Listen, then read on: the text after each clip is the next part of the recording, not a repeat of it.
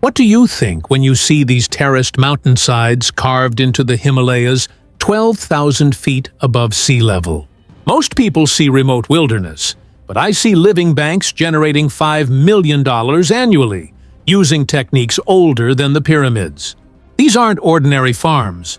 They're 2,000-year-old agricultural systems where families cultivate crops worth $800 per pound using nothing but yak dung, glacier melt, and wisdom passed down through 80 generations. We're talking about villages so isolated they're a 3-day trek from the nearest road. Yet they export to luxury markets in Tokyo and New York. Join me as we uncover how ancient knowledge creates modern wealth. In the world's most remote farming communities,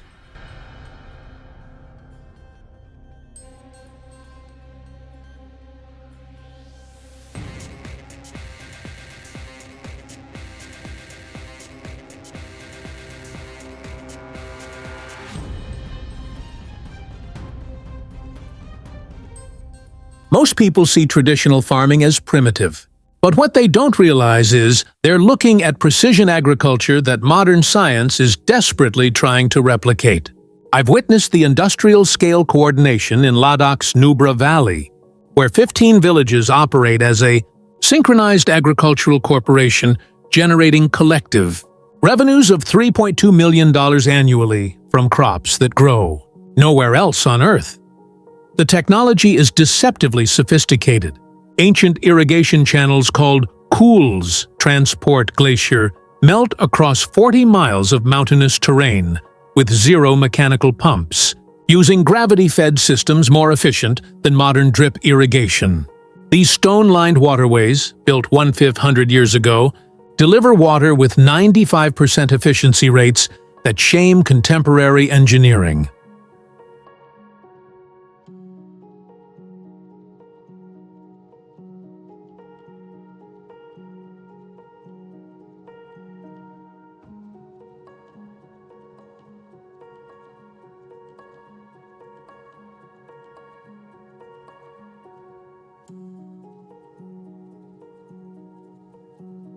The economics are staggering.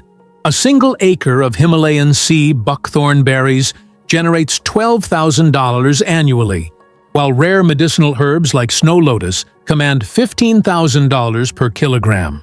Villages coordinate planting schedules across elevation zones from 10,000 to 16,000 feet, creating year-round harvest cycles that feed pharmaceutical companies and luxury cosmetic brands worldwide. But what if I told you there's an even more extreme approach to mountain agriculture?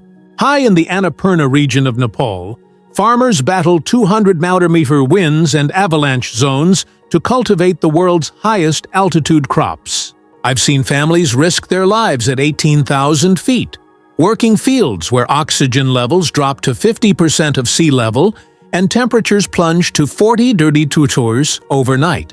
These aren't ordinary agricultural workers. They're high-altitude specialists operating in conditions that would kill most people within hours. The precision required is extraordinary. Crops must be planted during a 10-day window between monsoon and winter, using specialized techniques to prevent seeds from freezing in the soil. Farmers carry 80-pound loads of yak manure up vertical cliff faces using rope systems their great-grandfathers designed. Each family can cultivate up to 12 microplots scattered across different elevations, maximizing growing conditions for specific crops.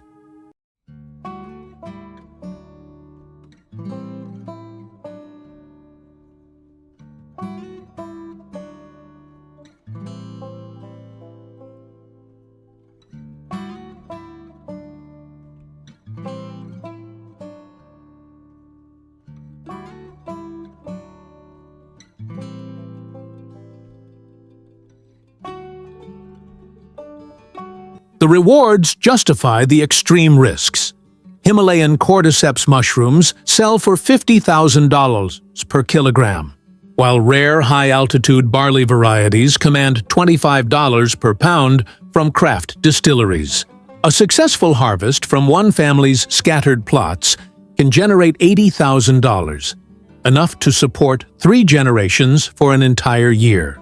One avalanche, one unexpected storm, one miscalculated planting date can destroy everything.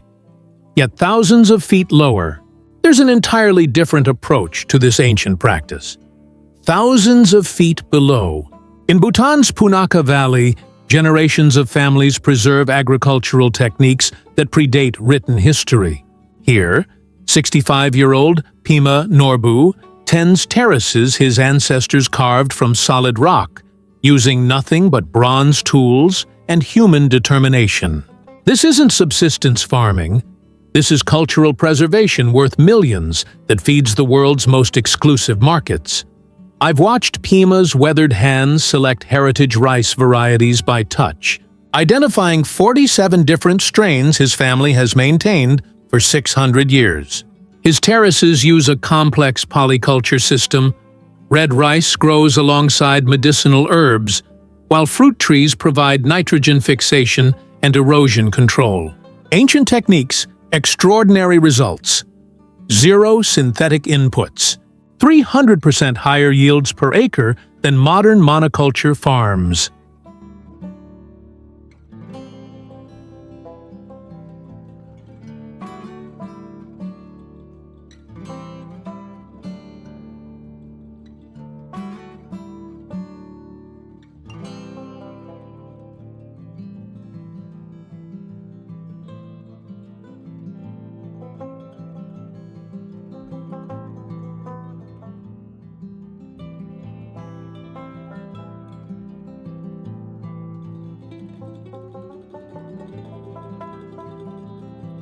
The economics astound everyone.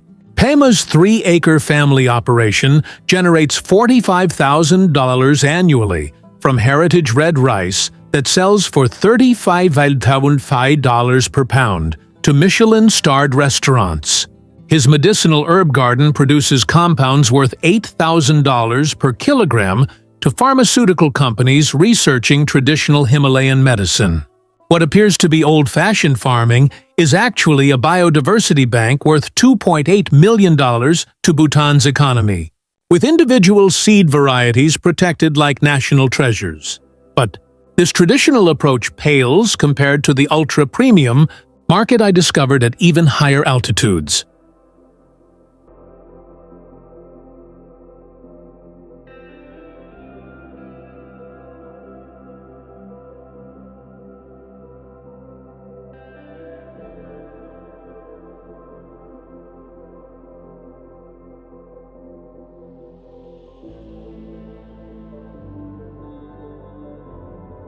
In 1924, the exclusive health markets of Switzerland and Japan, I witnessed something extraordinary.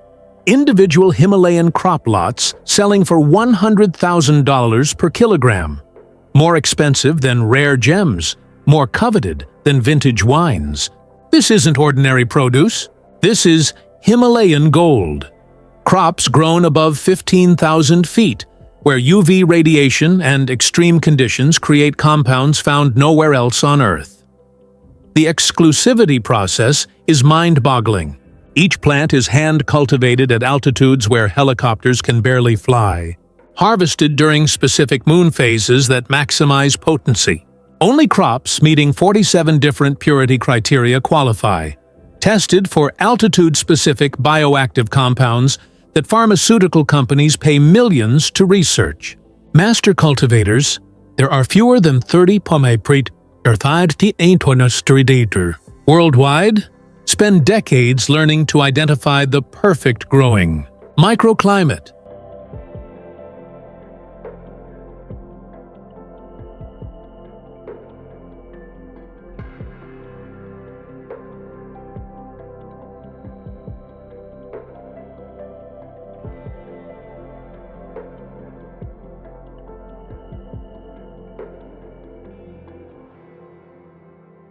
These precious crops supply anti-aging compounds to luxury cosmetics costing $2,000 per ounce.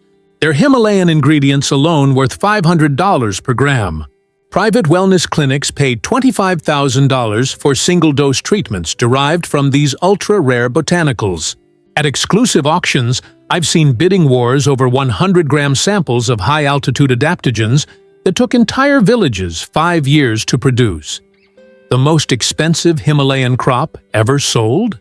$250,000 per kilogram for 5,000-year-old glacier-preserved seeds that could revolutionize modern medicine.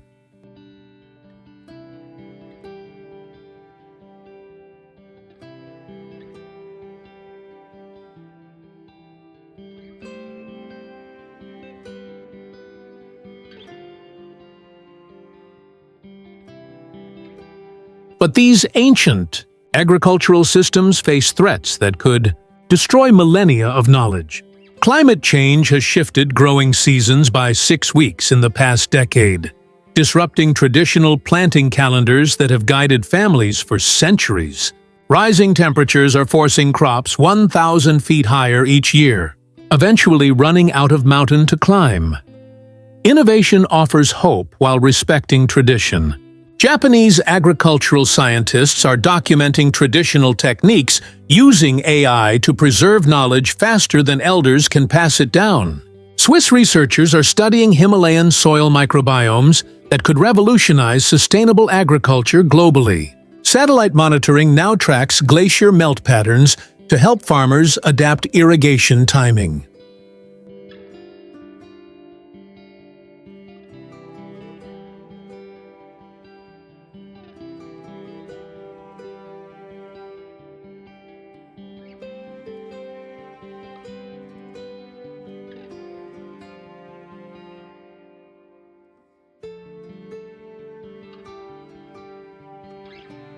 The balance is crucial, preserving ancient wisdom while embracing climate adaptation technologies.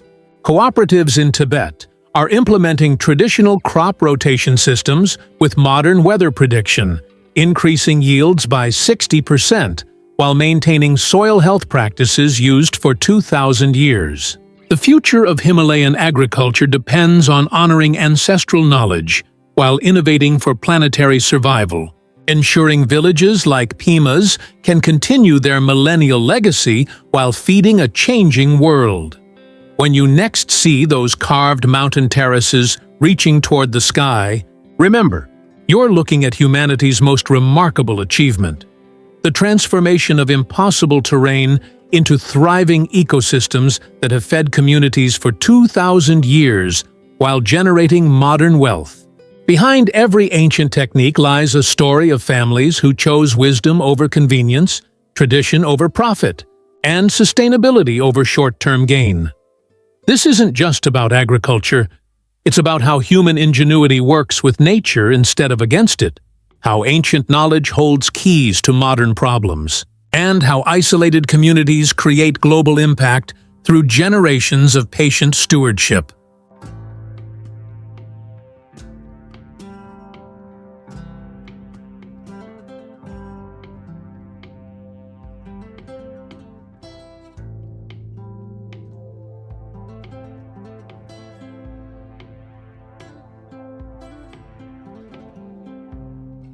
What other ancient practices do you think could solve today's biggest challenges? Comment below and subscribe for more stories that prove the old ways might just be the future we need.